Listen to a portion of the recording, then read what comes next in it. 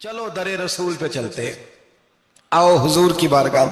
کہتے ہیں نبی پاک کی بارگاہ میں آئے، حضور نے چہرے دیکھے، کریم سے مسئلہ نہیں پوچھنا پڑا۔ میرے مصطفیٰ کریم نے فرمایا بھوک لگی ہوئی ہے تم تینوں کو؟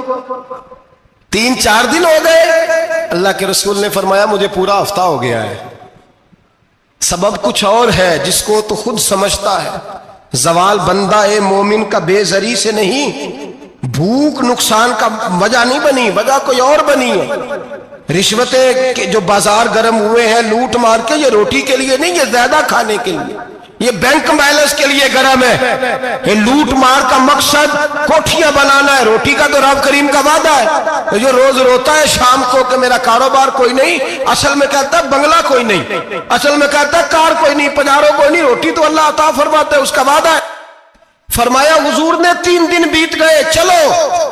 میرا بے تکلف صحابی ہے ابو الحسن انصاری، وہ بڑے نصیب والے ہوتے ہیں جن کو میرے نبی پاک خود کہتے تھے کہ تیری فلانی ذمہ داری ہے۔ اس زمانے کا تو کسی کو کہہ دیا جائے یہ تیری ذمہ داری ہے تو کہتا ہے یہ تو پھٹیکے ڈالنے لگ گیا ہے، یہاں سے تو چھٹی کر جانی چاہیے۔ خوش ہوتے تھے صحابہ کہ ہماری ذمہ داری لگی۔ کہتے ہیں حضرت ابو الحسن انصاری کے گھر گئے، نبی پاک نے فرمایا بھوک بڑی لگی ہے، کھانا لا۔ کہتے ہیں حضور نے اسے کہا تو اس آدمی کو تو وجد ہی ہو گیا، اس نے کہا میرے اتنے نصیب کہ حضور کا یہ کھانا کھلا۔ آؤ دیکھو دنیا والوں، آج جو سب سے زیادہ عزت والا ہے وہ میرا مہمان بنا ہوا ہے۔ فرماتے ہیں وہ دوڑے گئے، بکری اٹھائی، ذبح کی، بیوی کو کہنے لگے روٹی تیار کر، ادھر کھجوریں توڑی، انگور توڑے، کہنے لگے حضور آپ جب تک تناول کریں تب تک کھانا پک جاتا ہے۔ حضرت عمر کہتے ہیں روٹی پک کے آئی، بڑا پیارا گوشت، بڑا اچھا سالن، بڑا خوبصورت خلوص والا کھانا۔ فرماتے ہیں میں نے بڑا ہی کھایا۔ نبی پاک نے نہ ایک روٹی لی اور چھوٹی چپاتی، تھوڑا تھوڑا سالن کونوں سے، اور جب نبی پاک نے کھا لیا تو حضور کی آنکھوں میں آنسو آئے۔ حضرت عمر کہنے لگے حضور روئے کیوں؟ نبی پاک نے فرمایا سوچتا ہوں 7 دن کے فاقے کے بعد کھایا ہے، پر ڈرتا ہوں رب اس کا حساب پوچھے گا تو جواب کیسے دینا ہے، اس کا حساب بھی تو دینا ہے نا جو کھایا ہے۔ تو حضرت عمر فاروق کے ہاتھ میں کچھ چیز تھی، زور سے زمین پہ ماری، کا محبوبہ 7 دن کے بعد بھی روٹی کھائے تو حساب دینا ہے۔ نبی پاک فرمانے لگے عمر وہ مالک ہے نا، تو جب دیتا ہے تو حساب نہیں لے سکتا، حساب تو دینا ہے، حساب تو دینا ہے، تیاری رکھو۔ صحابہ کرام فرماتے ہم نے ارادہ کیا کہ آج کے بعد ہم پھر فاقے کریں گے، کم کھائیں گے، اس لیے کہ حساب دینا ہے۔ میرے بھائی وہ فاقہ کشی کرتے تھے، ڈرتے تھے۔ یہاں تو لوگ کھا کے بیمار ہیں، کھاتے جا رہے ہیں، سوتے جا رہے ہیں، کھاتے جا رہے ہیں، سوتے جا رہے ہیں۔ یہ بھی وقت آئے گا رمضان شریف کا، سویرے درس پہ آؤ کہتے نیند بڑی آتی ہے، سویرے 2 سپارے پڑھ کے سویا کرو کہتے صاحب نیند بڑی آتی ہے، فجر کے بعد ہی تو وقت ہوتا ہے اللہ اللہ کرنے کا، سحری کا، کھاتے جا رہے ہیں، سوتے۔ لوگ جماعت سے نماز نہیں پڑھتے، سو جاتے، جماعت کا ثواب چھوڑ کے سو جائیں گے۔ بھائی رمضان مبارک میں فاقہ کشی کی ٹریننگ ہوتی ہے، فاقہ کشی کی تربیت لے، رمضان میں روکے اپنے آپ کو، تربیت ہوگی۔ اور ہمارے صوفیاء فرماتے ہیں جو زیادہ کھاتا ہے اس کا نفس اس کو زیادہ پہ مائل کرتا ہے، خواہشات نفس پیدا ہوتی ہیں۔ میرے نبی پاک علیہ السلام نے جوانوں کو حکم دیا ہے یا معاشر الشباب، او جوانوں، یا رسول اللہ کیا حکم ہے؟ فرمایا یا نکاح کر لو اگر طاقت ہے، نہیں طاقت تو روزے رکھو۔ حضور روزے سے کیا ہوگا؟ فرمایا تمہارا نفس کچلا جائے گا، شیطان وسوسہ اندوزی نہیں کرے گا۔ آج نوجوان بڑھ بڑھ کے کھاتا ہے، بہت زیادہ کھاتا ہے، کبھی اس ہوٹل سے کھاتا ہے، کبھی اس ہوٹل سے کھاتا ہے۔ اتنا زیادہ کھائیں گے تو نفسانی قوتیں اچھل کر کے آئیں گے، مشکل ہو جائے گا۔ شادیاں دیر سے ہوتی ہیں، ماں باپ آنکھیں بند کر کے بیٹھے ہوئے ہیں۔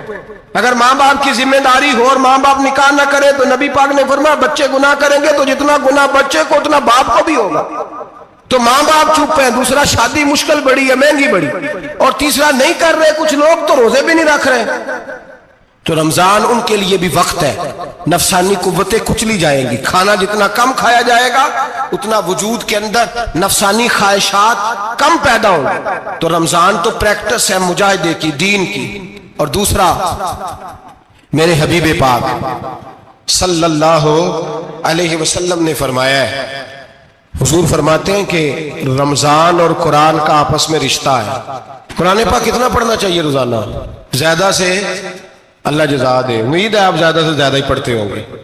भाई सुने, हदीस मुबारका में नबी पाक ने फरमाया रमजान और कुरान दोनों मिल के ना, बड़ी प्यारी हदीस है, फरमाया दोनों मिल के अल्लाह की बारगाह में मेरी उम्मत की सिफारिश करेंगे। रमजान और अल्लाह अकबर। किस तरह?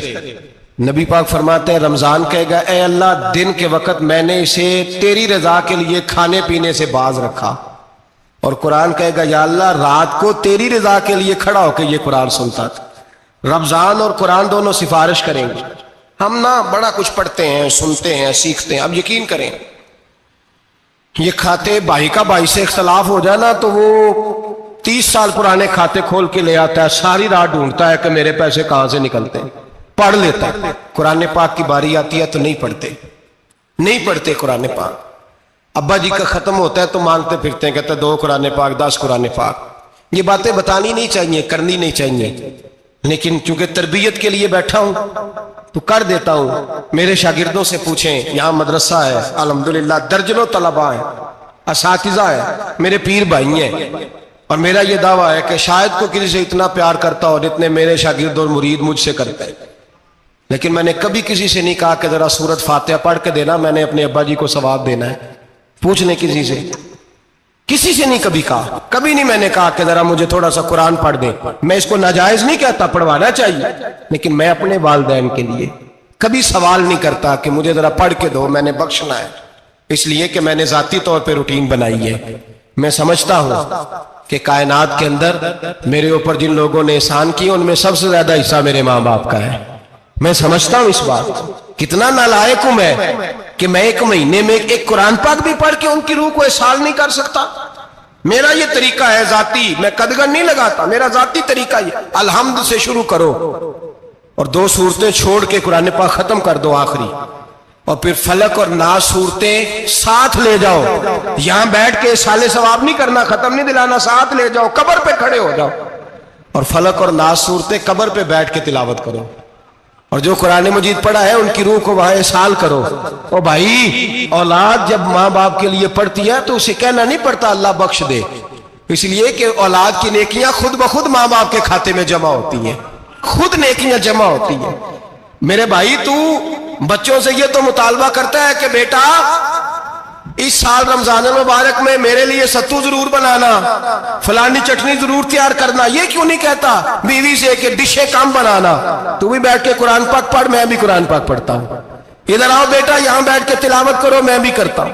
बेटी इधर आओ, बैठ के कुरान पाक पढ़ो। कितना वक्त लगता है? हाफिज और कारी और उलमा अगर पढ़े तो 20-25 मिनट लगते हैं कुरान पाक का सिपारा पढ़ने, और अटक अटक के पढ़ने वाला भी पढ़े तो 1 घंटा लग जाएगा। और मेरे नबी पाक सल्लल्लाहु अलैहि वसल्लम ने फरमाया जो कुरान पढ़ते हुए अटकता है अल्लाह उसे डबल सवाब अता फरमाता है। फरमाया जो जुबानी पढ़े सिंगल सवाब, जो देख के पढ़े उसे डबल सवाब। हुजूर क्यों? फरमाया इसलिए कि मेरा कुरान देखने पे भी अल्लाह सवाब अता फरमाता है, कुरान देखने पे भी अल्लाह सवाब देता है, देखने का भी सवाब। रमजान शरीफ में कुरान पाक पढ़े, खोल के पढ़े। और मेरे भाई, अगर तेरा बच्चा पढ़े, अगर तेरी बेटी पढ़े, कायनात का खुशनसीब बाप वो है कि बेटा कुरान पढ़े, चाहे नाजरा ही पढ़े, जिसकी बेटी पढ़े। जिंदगी में इन्हें इस काम पे लगा जाओ, मरने के बाद भी पढ़ेंगे। इमाम जलालुद्दीन सुयूती शाफई रहमतुल्लाह अलैह फरमाते, हजरत ईसा कब्र के पास से गुजरे, कब्र पे अजाब हो रहा था, अल्लाह का गजब बरस रहा था। जनाब ईसा इस्तिगफार पढ़ते डरते गुजर गए।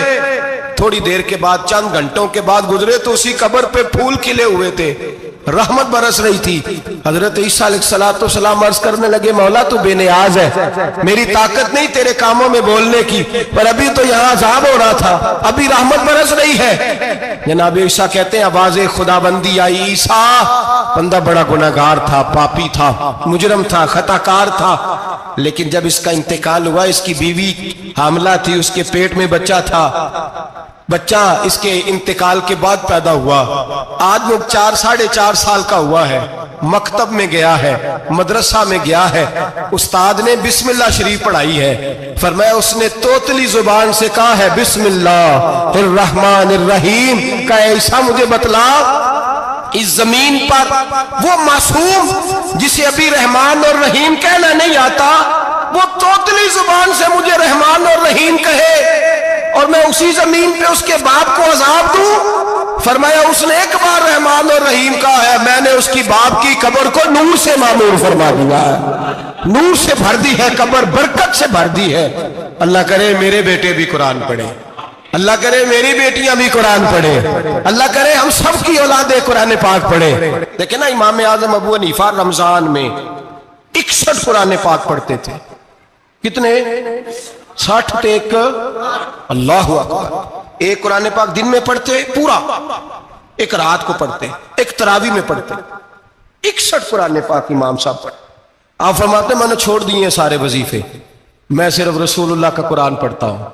رمضان سارا قرآن پاک، سارا رمضان۔ اب تو عادت ہی نہیں رہی ہمیں قرآن پاک۔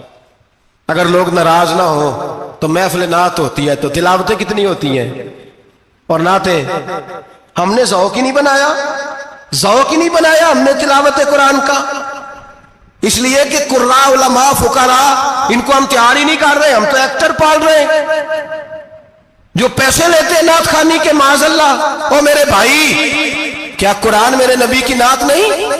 حضرت عائشہ صدیقہ رضی اللہ تعالیٰ عنہ کے پاس صحابہ گئے، کہنے لگے اماں جی ہمیں نبی پاک کا اخلاق بتلائیں، تو اماں جی کہنے لگی جاؤ جا کے قرآن پاک پڑھو، قال خلقہ القرآن، سارا قرآن میرے نبی کے اخلاق کا انعام ہے، یہ ساری نعت ہے، یہ ساری نعت ہے۔ اس نعت کو سننے لوگ کیوں نہیں آتے؟ اتنا رش میں اپنے نعت میں اتنا تراویح پہ کیوں نہیں ہوتا؟ اور ملت کا جوان یاد رکھے، بوڑھے تراویح پڑھتے ہیں، ضعیف تراویح پڑھتے ہیں، گھٹنوں میں درد ہے تراویح پڑھتے ہیں، بیمار بوڑھے تراویح پڑھتے ہیں، جوان وہاں چوک میں کھڑے۔ کیا جوانی اس لیے ہے چوکوں میں کھڑا ہوا جائے؟ کیا جوانی اس لیے ہے کہ سعودی عرب جانے کے لیے پاسپورٹ بنانا ہو تو 2.5 گھنٹے کھڑا رہے تو؟ شناختی کارڈ کے دفتر تو کھڑا رہے، پروٹیکٹر کے لیے کھڑا رہے، کافروں کے سامنے کاسا لیسی کرنے کے لیے تو کھڑا رہے، تو نوکری پہ جائے تو ساری رات کھڑا رہے، اور تو قرآن کے لیے کھڑا نہیں ہوتا؟ میرے محبوب نے فرمایا من قام ایمانا واحتسابا غفر له ما تقدم من ذنبه، فرمایا جو رمضان المبارک میں اللہ کی رضا کے لیے گناہوں کی معافی کے ارادے سے قیام کرے گا، راتوں کو عبادت کرے گا، اللہ اس کے پچھلے سارے گناہ معاف فرما دے گا۔ نوجوان ارادہ کریں، پروگرام بنائیں کہ انشاءاللہ قرآن پڑھنا بھی ہے، قرآن پڑھوانا بھی ہے، سننا بھی ہے، اور انشاءاللہ بولیے سننا بھی ہے اور پڑھنا بھی ہے اور پڑھانا بھی۔ ہمت کریں، دلیری کریں، آکے کھڑے تو ہو، اللہ توفیق عطا کرے گا۔ پہلی بات یہ کہ روزہ رکھیں، دوسری بات یہ کہ قرآن پاک کی تلاوت کریں، اور روزہ رکھیں تو روزے کے سارے حسن سمیت اسے رکھیں۔ نبی پاک نے فرمایا رمضان غمخاری کا مہینہ ہے، غمخاری کریں۔ ہمارے زمانے میں 2 قسم کی تکلیفیں ہیں، ایک تو غریب آدمی، اس کا حال یہ ہے کہ وہ مانگتے ہی گزارا کرنا چاہتا ہے، اس نے ہاتھ یوں کر لیا ہے تو اب اس کا یوں ہونے کو تیار نہیں۔ ضرورت اگر کسی آدمی کو کسی دروازے پہ لے جاتی ہے تو برا نہیں، لیکن سوال کا اپنے اوپر دروازہ کھول لینا یہ ٹھیک نہیں۔ فاقہ کشی پیدا کریں، حوصلہ پیدا کریں، تھوڑے پہ گزارا کرنا سیکھیں۔ غریبوں کو بھی اجازت نہیں کہ وہ نکل کھڑے ہوں میدان میں مانگنے کے لیے، ٹولیاں نکلتی ہیں رمضان میں، جتھے نکلتے ہیں خیرات کٹھی کرنے والے، بچیں۔ میرے نبی پاک صلی اللہ علیہ وسلم نے فرمایا جس نے بغیر ضرورت کے سوال کیا، جب قیامت کے دن آئے گا تو اس کے چہرے کے اوپر گوشت نہیں ہوگا، صرف ڈھانچہ ہی ہوگا۔ اتنی بھیانک صورت میں آئے، بغیر اشد ضرورت کے سوال نہ کر، کبھی سوال نہ کر۔ اور امیروں سے گزارش ہے کہ رمضان ہمدردی کا مہینہ ہے، ہمدردی کریں تو سامنے والے کی عزت کا بھی خیال کریں۔ یہ بات درست ہے کہ غریب سیاڑا نہیں ہوتا، اس لیے کہ جس کی جیب میں پیسے نہیں ہوتے بھائی اسے عقل بھی نہیں ہوتی، جس کے گھر کار نہیں ہوتی اسے چلانے کا طریقہ، جس کے گھر اوون نہیں ہوتا اسے چلانے کا طریقہ بھی نہیں آتا، جس کے گھر میں چیزیں ہوتی ہیں اسے چلانا بھی آ جاتا ہے، جدے گھر دانے اودے کملے بھی اس کے سیانے ہو جاتے ہیں۔ تو چودھری صاحب، سیٹھ صاحب، نواب صاحب آٹا تقسیم کرتے ہیں، کھڑے ہو کے فوٹو کھچاتے ہیں، فیس بک پہ دیتے ہیں، اور ایک آٹے کا تھیلا اور 10 اخباروں میں فوٹو۔ اللہ سے ڈریں، رمضان ہمدردی کا مہینہ، ہمدردی کا۔ غریب کو دیں تو اس کی عزت کو رسوا نہ کریں۔ میرے نبی پاک علیہ السلام کے صحابی حضرت عبداللہ ابن عمر رضی اللہ تعالیٰ عنہ ڈھونڈ کے لاتے تھے مسکینوں کو، ڈھونڈ کے، اور جب لاتے تھے تو اپنے دسترخوان پر بٹھا کر اپنے ساتھ افطاری کرایا کرتے، اور پھر فرمایا اللہ تعالیٰ نے لن تنالوا البر حتی تنفقوا مما تحبون، اللہ کے راستے میں وہ چیز دینی ہے جو تمہیں زیادہ پیاری ہو۔ کون سی چیز جو تمہیں؟ میں تھوڑا سا بے باک ہوں، بعض دوستوں کے ساتھ، سب کے ساتھ نہیں۔ ایک دوست مدرسے میں گھی دینے آئے ایک دفعہ، تو وہ والا گھی دے گئے جو سب سے سستا تھا، تو میں نے کہا مجھے دیانتداری سے بچائے، آپ یہی کھاتے ہیں گھر میں؟ کہنے لگے نہیں۔ تو میں نے کہا پھر ہم نے بچے مارنے کے لیے تو نہیں نہ رکھے ہوئے، کیا وہ والا گھی اللہ کے راستے میں پیاری چیز دے رہی ہے نا، اس لیے گلے گلے نوٹ لوگ مسجد کے گلے میں ڈال جاتے ہیں، پھٹے ہوئے ڈال جاتے ہیں، کہتے ہیں جوڑ لیں گے مولوی صاحب۔ اور خدا کے بندے پیاری چیز دینی تھی تو نے، اور تو نے اس کا ترجمہ الٹ کر لیا ہے۔ سمجھ لیں رمضان المبارک میں کسی غریب کی مدد کرنی ہے تو ساتھ اس کی عزت بھی کرنی ہے۔ نبی پاک علیہ السلام کے دروازے پہ جب سے، یہ جملہ ایک ہے لیکن بڑا قیمتی ہے، صحابہ کہتے ہیں جب ہم دروازہ رسول پہ جاتے تھے خیرات بھی ملتی تھی اور عزت بھی ملتی تھی۔ خود بھیک دے خود ہی کہیں منگتے کا بھلا ہو، خیرات بھی ملتی تھی اور عزت بھی ملتی تھی۔ نبی پاک ساتھ عزت بھی دیتے تھے، مسکین کو غریب کو دیں اور خیر خائی کریں، جوتے بیچنے والے جوتوں کے ریٹ سستے کریں، کپڑا بیچنے والے کپڑے کا ریٹ، درزی صاحب بھی ریٹ سستا کریں، دکاندار بھی چیزوں کا ریٹ، حکیم صاحب پیسے کم لیں، ڈاکٹر پیسے کم کریں، حکومت نرخوں میں کمی کرے، اور یہ کام اجتماعی طور پہ کریں۔ میرے نبی پاک نے فرمایا رمضان غمخواری کا مہینہ ہے، اس میں غمخواری کرنی ہے، دوسرے کا خیال کریں، احسار کریں، قربانی کریں۔ یہاں ہر چیز کا ریٹ بڑھ جاتا ہے رمضان شریف میں، ہر آدمی کہتا ہے میرا سیزن آ گیا ہے، توجہ بڑھائیں، خیال کریں، غمخواری کا مہینہ ہے۔ اور پھر آپ لوگوں سے یہ بھی گزارش ہے کہ رمضان المبارک کا جب مہینہ آئے تو جس آدمی کے ساتھ نیکی کرنی ہے وقت پہ کریں، کسی غریب کو پیسے دینے ہیں، کپڑے دینے ہیں تو یکم رمضان کو دیں۔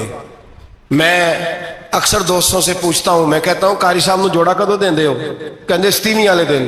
میں کہ مینوں لگ گئی سمجھ، تہاڈی سازش ہے کدھرے سواں کے پا نہ لگے، ایویں مولوی چودھری صاحب دے نال دے کپڑے پا لے تے کتے لکھیا ہے اینوں دینا ہے ستیویں؟ تسی دسو ستیویں والے دن کو درزی سی کے دیندا ہے، انہوں 3 گنا بھی پیسے دئیے تو کہندا جڑے باقی نے انہاں دے نہیں بٹن پہ لگ دے میرے کولوں، کتھوں جوڑا سی کے؟ تو کس دن دیتے ہو قاری صاحب کو؟ کیا مقصد ہے؟ پہننے کے لیے دے رہے ہو یا اس لیے دے رہے ہو کہ نہ پہن سکے؟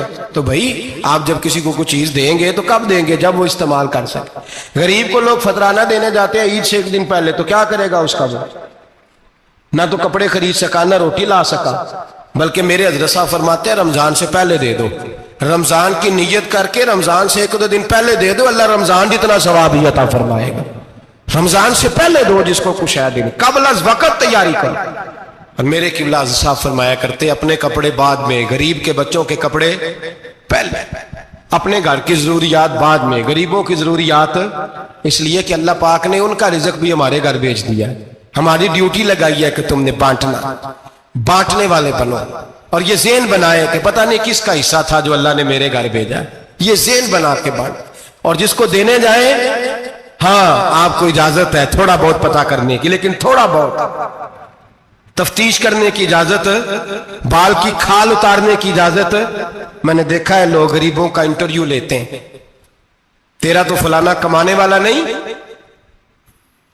تیرا تو فلاں بچہ، او بھائی بہت سارے غریب ایسے ہیں، بڑے ہیں جو کمانے کی کوشش کرتے ہیں لیکن ان کا سبب نہیں بنتا۔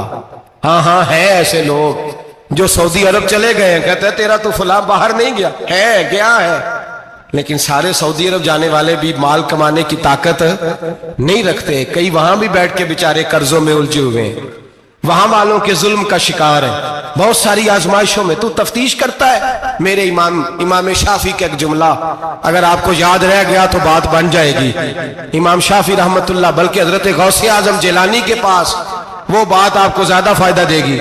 حضرت غوث اعظم جیلانی کو ان کا ایک مرید سمجھانے لگ گیا، کہنے لگا حضرت جی آپ سب کو ہی دیتے رہتے ہیں، ہر بندہ مستحق نہیں ہوتا، ذرا ٹٹول کے دیا کریں۔ تو غوث اعظم جیلانی فرمانے لگے بھائی مجھے تو لگتا ہے تو بھی ان چیزوں کا مستحق نہیں تھا جو اللہ نے تجھے عطا کر دی ہے، پہلے تو بتا تو مستحق تھا، تجھے اپنی حیثیت اوقات کا پتہ ہے جو اللہ نے تجھے دے دی ہے، طاقت تھی क्वालिटी थी तेरे अंदर, वो सलाहियत थी। रब ने तो नहीं तेरी तफ्तीश की कि तू काबिल है कि नहीं, तू अल्लाह के बंदों की तफ्तीश करता पड़ता है। इमाम शाफी फरमाया करते, इमाम शाफी फरमाते रब तुझे परख के नहीं देता, टटोल के नहीं देता, रुसवा करके नहीं देता, तू गरीबों के साथ ये सारा जुल्म क्यों करता है? बस पता चल गया वो जरूरतमंद है तो दे, इसलिए कि अजर तुझे गरीब ने नहीं देना, अजर अल्लाह ने देना है। और अल्लाह अजर अमल पे नहीं देता, अल्लाह तो नियत पे अजर अता फरमाता है। तो नियत देख तेरी किस तरह की। तो मेरे भाई गरीब को दे, कबल अज वक्त दे। रमजान मुबारक में चौथा काम, बात आखिरी और चौथा काम सुने, रमजान में दीन सीखें। शैतान कैद होता है ज्यादा से ज्यादा, और जब आदमियों का पेट खाली होता है ना तो ज़हन जो होता है ना वो भी उसका फ्रेश होता है। उसमें कोशिश करें दीन सीखने की। मेरे नबी करीम सल्लल्लाहु अलैहि वसल्लम ने इस दीन को इल्म का दीन करार दिया है, शऊर का दीन करार दिया है, फहम का दीन करार दिया। नबी पाक सल्लल्लाहु अलैहि वसल्लम ने फरमाया एक इबादत करने वाला इशा के बाद खड़ा हो और फजर तक नमाज पढ़ता रहे।